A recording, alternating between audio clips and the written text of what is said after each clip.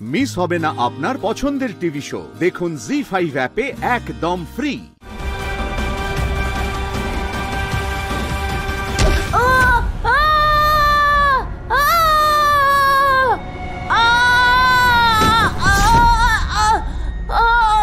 আমার পিতাকে হত্যা করে নিজেকে বলবান মনে করছো? এবার তোমাকে দেখাবো ভূ রাবণের শক্তি। দাদা, আমি তো তোমাকে আগেই বলেছিলাম যে তুমি এই ভূ রাবণকে পরাজিত করতে পারবে না, কিন্তু তুমি আমার কথা শুনলে না। নারায়ণ নারায়ণ, এই কেমন অনর্থ প্রভু! শেষ নাগের অবতার বলরামও এই ভূ রাবণের শক্তির সম্মুখীন হতে পারছে না, এমনটা কেন প্রভু? দেবর্ষি, এক যুগ ধরে ভূ রাবণ আমাকে তার হৃদয়ে ধারণ করে রেখেছে। তার প্রতিশোধ নেওয়ার জন্য হলেও আমার কোনো ভক্তের মতোই সে প্রত্যেক মুহূর্তে আমাকে স্মরণ করে। আর ভক্তির চেয়ে বড় কোনো শক্তি হয় না দেবর্ষি। কিন্তু প্রভু, যদি পরম অবতার শ্রীকৃষ্ণ ভূ রাবণকে না আটকায়, তাহলে ও তো বলশালী বলরামকে শেষ করে ফেলবে।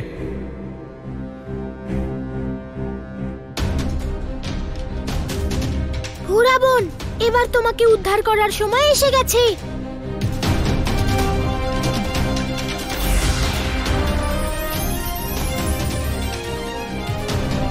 দাঁড়াও ভূ রাবণ!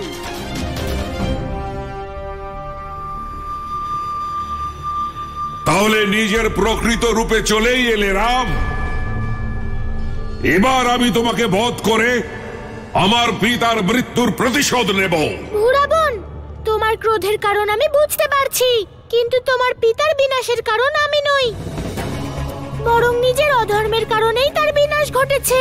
রাম, যে তোমার ইচ্ছা অনুসারে চলে না তাকেই তুমি অধার্মিক বলে দাও। এটা তুমি নও, বরং তোমার মনের ক্রোধ বলছে।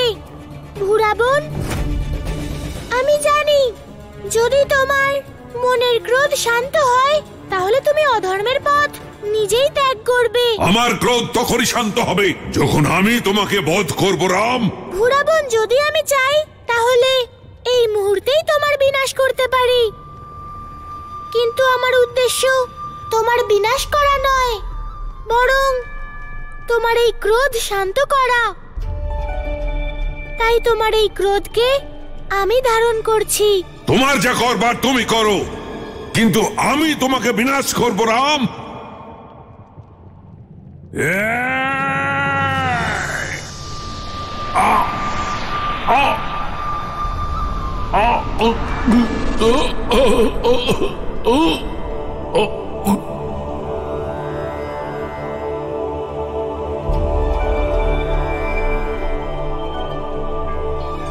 প্রভু, আমার বড় ভুল হয়ে গেছে প্রভু। যে সংসারের পালনকর্তাকে আমি শত্রু মনে করেছিলাম, আমাকে ক্ষমা করবেন প্রভু। এই দাসকে ক্ষমা করবেন, আমাকে আপনার স্মরণে নিন। ভূ রাবণ, তুমি এক যুগেরও বেশি সময় ধরে আমাকে স্মরণ করেছো, প্রতিশোধের ভাবনা থেকে হলেও, কিন্তু তুমি স্মরণ করেছো আমাকে, তাই আমিও তোমাকে আমার স্মরণে নিচ্ছি।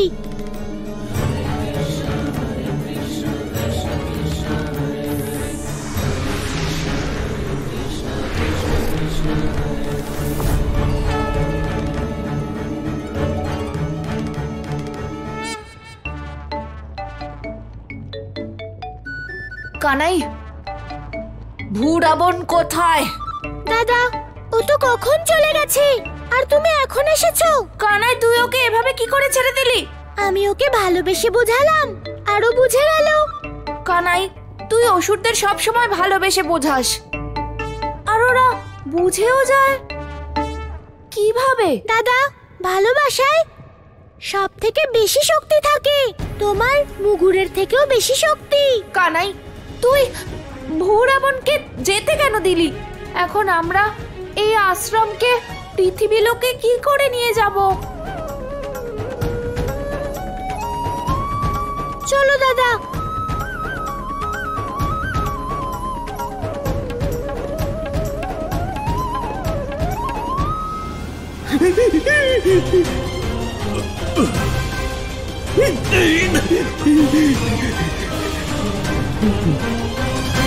আরে আরে ভগবান, আমি তো প্রথমেই বলেছিলাম এই দুই সুরযুক্ত হাতি নিয়ন্ত্রণে থাকবে না।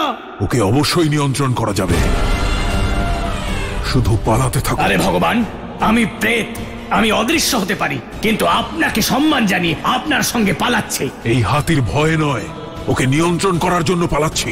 চলো পালাও। আরে ভগবান, হাতিকে নিয়ন্ত্রিত করার বদলে একটা মাহুতকে সঙ্গে করে আনতেন। কোনো মাহুত ওকে নিয়ন্ত্রণ করতে পারবে না। আমরা লক্ষ্যের কাছে প্রায় পৌঁছেই গেছি।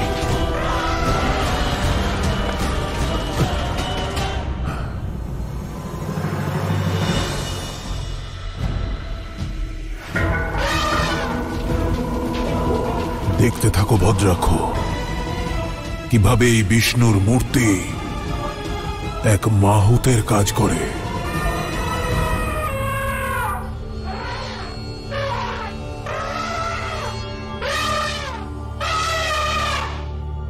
কুবল্লপীড়, মন্দগতি, থেমে গেলে কেন? গুড়িয়ে দাও এই মূর্তিকে। কিসের জন্য অপেক্ষা করছো? মন্দগতি,